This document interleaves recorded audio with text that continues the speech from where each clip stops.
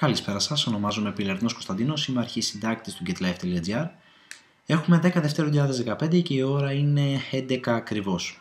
Κάνουμε αυτό το βιντεάκι σήμερα λοιπόν για να κληρώσουμε το δώρο που μας προσέφερε το άνθος Φυρίλατων και το ευχαριστούμε πολύ γι' αυτό. Μιλάμε για μια χειροποίητη καρφίτσα πανέμορφη, ιδανική για κάθε γυναίκα που σέβεται την εμφάνισή της. Όσον αφορά τους άντρες συμμετέχοντες, κάτι μου λέει πως δήλωσαν τη συμμετοχή τους προκειμένου να χαρίσουν το συγκεκριμένο κόσμο μας την καλή τους και τους ευχαριστούμε πολύ και αυτούς για τη συμμετοχή. Νομίζω πως το συγκεκριμένο δώρο θα τους βγάλει ασπροπρόσωπους. Και μην ξεχνάμε ότι πλησιάζει η μέρα η μεγάλη, έτσι, του Αγίου Βαλεντίνου.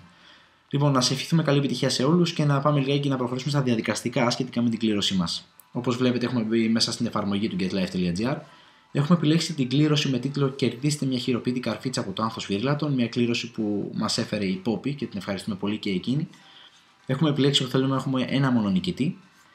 Και θέλουμε να γίνει συγχώνευση των διπλοκαταχωρήσεων. Τι εννοούμε με αυτό? Εννοούμε ότι κάθε μέλος ή επισκέπτης που έχει βάλει ένα σχόλιο για να συμμετέχει στην κλήρωση μετράει ως μια καταχώρηση. Είτε το σχόλιο του είναι 1 είτε είναι 2.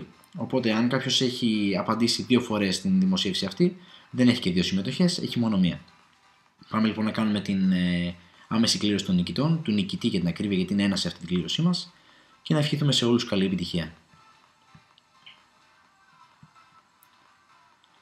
Σοφία Γκυλίνα, ελπίζω να το λέω καλά. Σοφία, είσαι εσύ η νικήτρια σε αυτό το διαγωνισμό. Ελπίζουμε να είσαι πάντα τόσο τυχερή.